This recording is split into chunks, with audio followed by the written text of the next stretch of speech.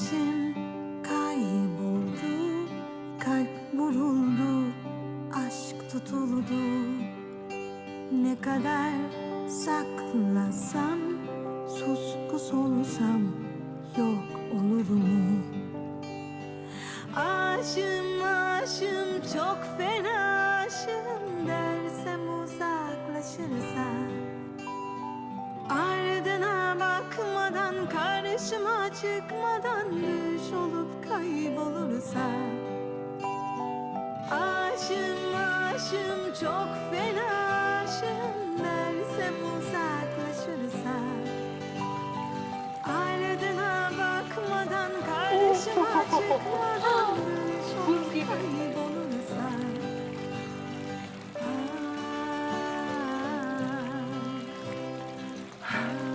İyi geldi değil mi?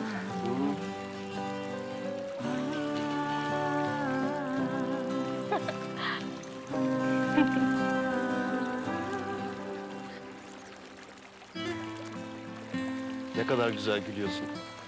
Mutluyum. O yüzden. Ben de. Buranın asıl adı neymiş biliyor musun? Ne? Sagalassos. Diğer adıyla Aşıklar Şehri. Buraya da aşktan korkanlar gelirmiş. Aşkın yakıp kül edeceğine inanırlarmış. O yüzden de bu çeşmeyi yapmışlar. Korkularını alıp götürsün diye. Adına da Aşk Çeşmesi demişler. Efsaneye göre bu çeşmeden birbirlerinin elinden su içen insanlar başlarına türlü musibetler, türlü belalar gelse de sonsuz aşkı bulurlarmış. Güzelmiş. Bir ömür boyu aynı sudan içsinler diye. Mutlu sonla biten bir masal gibi. Yani hepsi için mutlu sonla bitti mi bilmem ama umarım herkes için mutluluk vardır gelecek günlerde. Umarım. Burası çok güzel ya.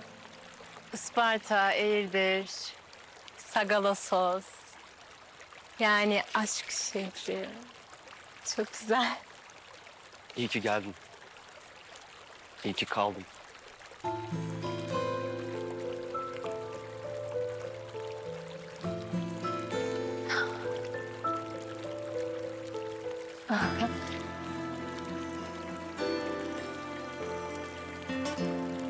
Burası gökyüzüne ne kadar yakın.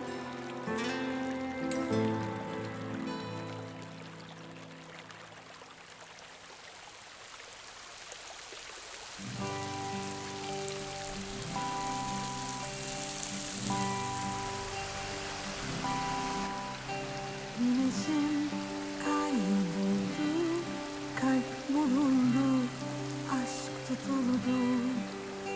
Ne kadar saklasam, suskus olsam yok olur mu?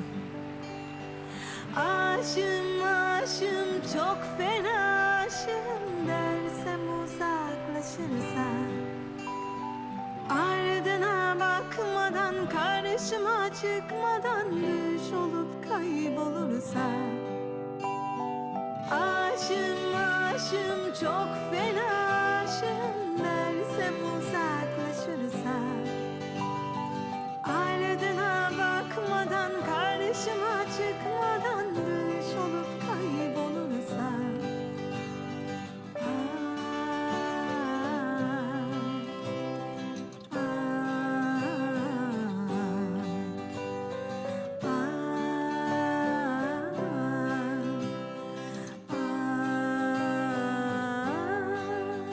Sana aşık olamam, sana aşık olamam dediğinde akan gözyaşımı tutamam, gözyaşımı tutamam. Ellerin, gözlerin hepsi senin, gölgelerin